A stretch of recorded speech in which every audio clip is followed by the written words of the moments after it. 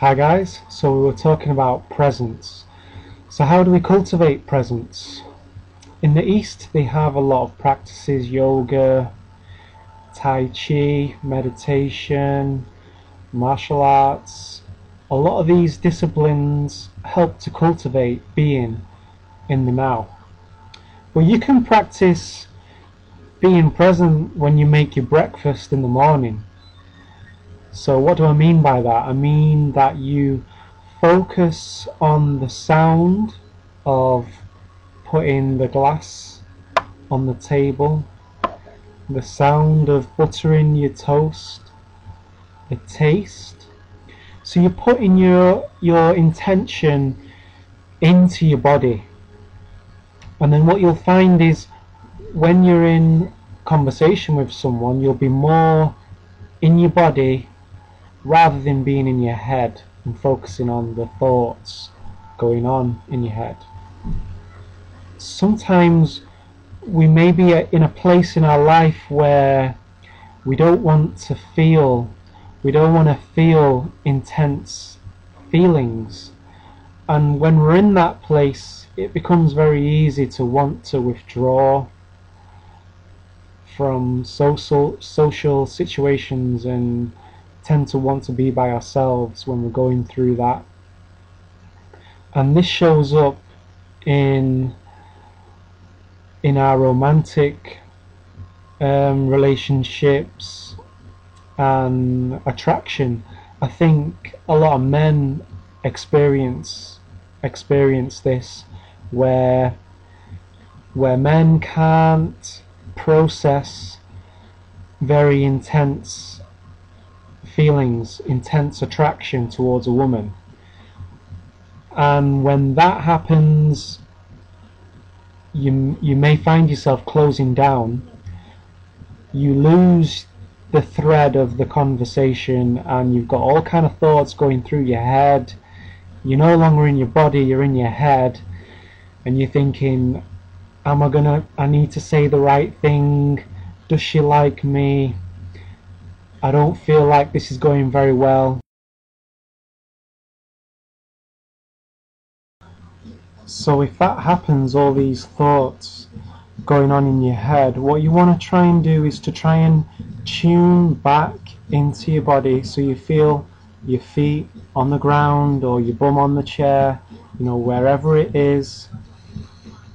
And if you're locking up somewhere, if you're holding tension, use this experience that you're having with this person, this interaction, whilst still honouring the person and having the intent to appreciate how that person sees the world, at the same time as just noticing where you're holding that tension. Do you feel it? Do you feel a heaviness in your heart? We just want to notice without judging, and if we catch ourselves judging, noticing that as well, noticing that we're judging ourselves.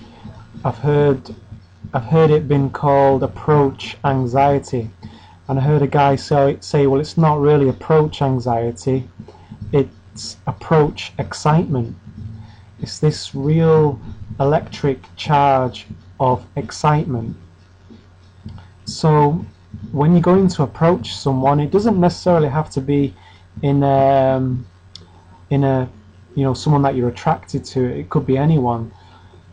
When you approach someone, just approach them with the intent to allow whatever shows up to show up. Whatever feelings come up, I'm going to approach this person, and whatever shows up, I'm going to allow it. I'm going to give it permission to exist.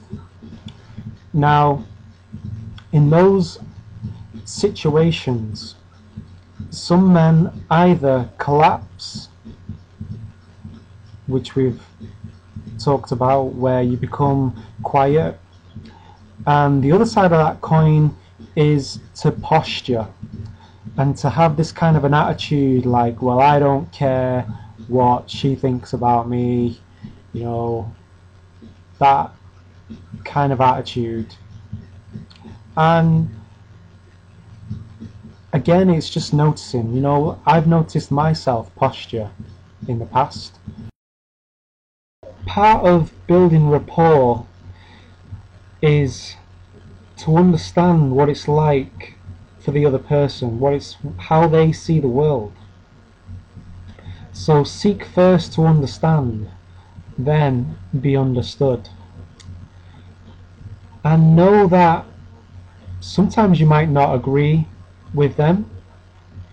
That's okay, everyone's got their own perception of reality, and they may not agree with you, they may not get you, and you know, you're not gonna be able to please the world, so just let go of it, because it ain't gonna happen. And if they don't understand you, then you can understand that they just don't understand you. Being present with another human being is like giving a very valuable, beautiful gift to somebody, because when you're present with someone, that person may not have really felt seen and listened to, because you know, presence right now is a very rare thing. There aren't many people out there that can truly be present with another human being and seek to understand where that person is coming from and really allow them to have their own opinion. So when someone is sharing a challenge that they're going through, a problem, when someone is in a painful place, you're not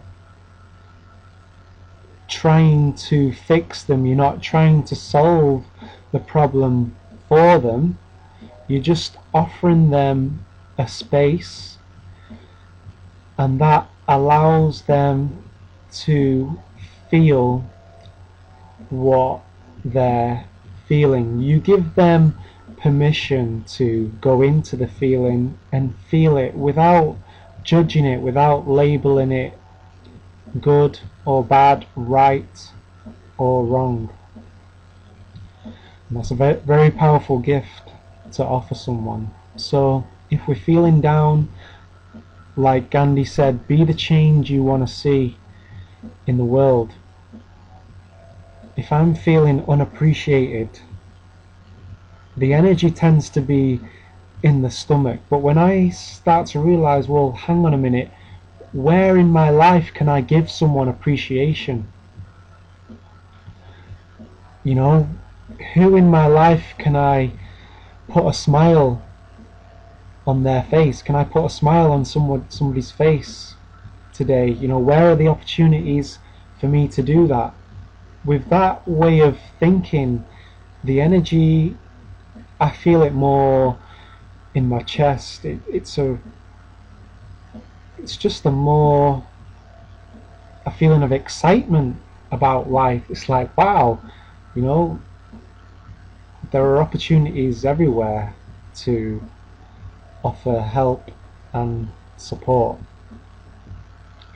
and not doing it because you feel like you should or it's the right thing to do, but just naturally feeling that way. And if you're not in that place where you feel that you can give, that's okay as well. Maybe you're at a point in your life where that energy needs to be focused on healing yourself, whether that's healing your inner child, things that you experienced as a child, then that's okay. And maybe you do need to retreat in those situations.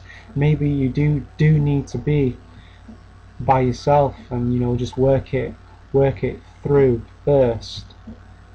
Even animals have to spend time alone, and that's when, if you can get into nature, do it. If you're in that place, stuck inside, just sat down, not moving, if you can get up and walk around nature, if you've got a local park, you know, fantastic. Get out there. You know, just walk. Walking is a great way to think things through, have a conversation with yourself. I don't mean just random thoughts. You know, it's good just to be and to not think, but it's also good to contemplate things. Ask yourself questions. You know, what is the assumption I'm making about myself? What is the assumption I'm making about this relationship? Where am I going in my life? What do I want? You know, that kind of self inquiry is very healthy as well. And there's no better place to do that than being around nature. Now, those of you who have been following my channel will know that a couple of months ago I quit my full-time job as a gym instructor so that I could focus all of my energy on completing my life coaching studies, developing my skill at Faster EFT, and just focusing wholeheartedly on my own evolution and supporting others on their spiritual path towards healing the past, honoring the present moment, and creating the future, creating your future. So this is what all my energy is focused on. So I'm living off my last paycheck. The money is eventually gonna run out. So I've set up a donation button. If you want to donate, you can. You can go to the homepage. There's a donation button on there, and I hope that's helped. I hope you've got something from this. I'm only getting started. This is just the beginning. I've got a whole load of ideas that I'm going to be sharing with you. It's an honor to share this journey with you. I've come into contact with some amazing people, and I've got a real good sense of community. It's been a remarkable experience so far, and I just want it to continue. So I hope you've got something out of that, and I'll catch you on the next video. Peace.